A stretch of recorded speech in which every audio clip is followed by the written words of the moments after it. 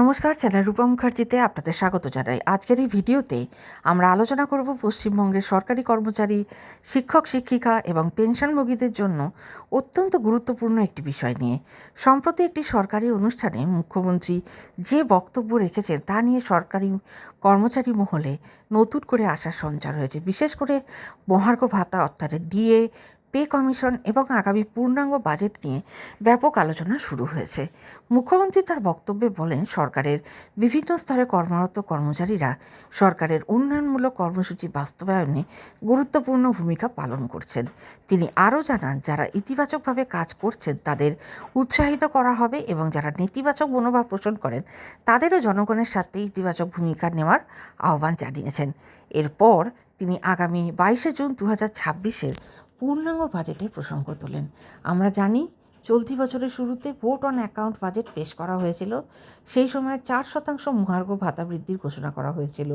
পাশাপাশি পে কমিশনের বিষয়টিও আলোচনায় এসেছিল।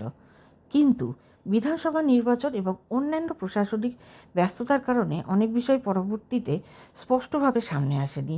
এখন নতুন সরকারের প্রথম পূর্ণাঙ্গ বাজেট 22শে জুন পেশ হতে চলেছে। ফলে স্বাভাবিকভাবেই কর্মচারীদের মধ্যে প্রত্যাশা তৈরি হয়েছে।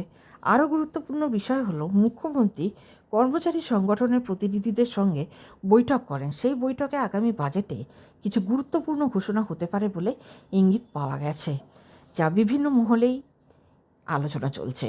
মুখ্যমন্ত্রী আরও জানান, সরকার ঘোষিত প্রতিশ্রুতিগুলি রক্ষা করা হবে। তিনি পে কমিশন সংক্রান্ত কমিটি গঠনের বিষয়েও ইঙ্গিতপূর্ণ মন্তব্য করেন। যদিও এখনও পর্যন্ত সরকারিভাবে কমিশনের টার্মস অফ রেফারেন্স বা বিস্তারিত বিজ্ঞপ্তি প্রকাশিত হয়নি। এদিকে বকেয়া মহার্ঘ ভাতা প্রসঙ্গে মুখ্যমন্ত্রী বলেন, প্রায় 3 লক্ষ কর্মচারীর জন্য 16 থেকে 19 ডিএ মিটিয়ে দেওয়া হয়েছে এবং বাকি বিষয়গুলি পর্যায়ক্রমিকভাবে দেখা হচ্ছে।